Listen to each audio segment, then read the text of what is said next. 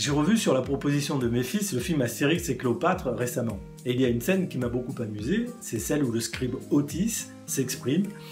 Il est joué par l'acteur Edouard Baird, dont le jeu d'acteur m'a beaucoup plu dans d'autres films, et qui là encore m'a fait franchement sourire.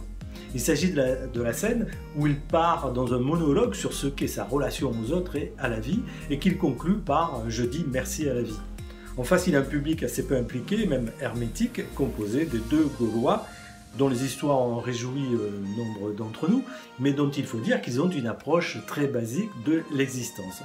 En fait, ce que nous dit le scribe Otis, c'est qu'il a pratiqué le développement personnel, et qu'à partir de là, il réalise qu'il peut remercier la vie pour ce qu'elle lui donne.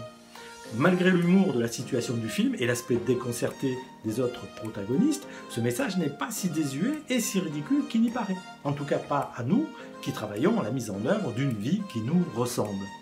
Bien entendu, tout n'est pas si simple. Mais remercier la vie pour ce qu'elle vous donne n'est pas inutile. Surtout si cela vous permet de réaliser à quel point vous avez tant à découvrir si vous ouvrez grand vos yeux et tous vos sens. C'est cela le problème récurrent qui amène à ne pas se sentir vivant, c'est le fait de ne pas ressentir tout ce que la vie peut vous apporter de meilleur. Et cela provient pour beaucoup des conditionnements et formatages subis depuis l'enfance. En fait, vous n'avez jamais eu l'autorisation de regarder votre vie dans son amplitude. Et donc, vous n'avez pas eu l'opportunité de découvrir tous vos potentiels et tout ce que vous avez la capacité de mettre en œuvre pour réussir votre vie. La réussite étant de vivre une vie la plus conforme possible à vos idéaux et à votre interprétation du monde, ce qui est personnel et ce qui vous rend unique.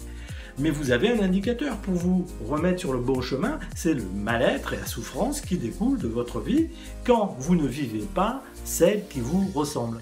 Il s'agit en fait d'accomplissement de soi. C'est d'ailleurs pour moi le terme qui doit remplacer celui de développement personnel dans votre esprit. Pour vous accomplir, il faut vous faire confiance et investir sur vous pour vous améliorer sans cesse et faire évoluer votre vie vers sa meilleure version. Alors ensuite, pourquoi pas faire comme Otis et vous dire merci la vie. Il faudra bien penser à ce moment-là, merci à moi d'avoir eu envie de donner la bonne dimension à ma vie. C'était Didier, votre partenaire vers le meilleur de vous-même. Vivez bien votre vie à vous et je vous dis à bientôt.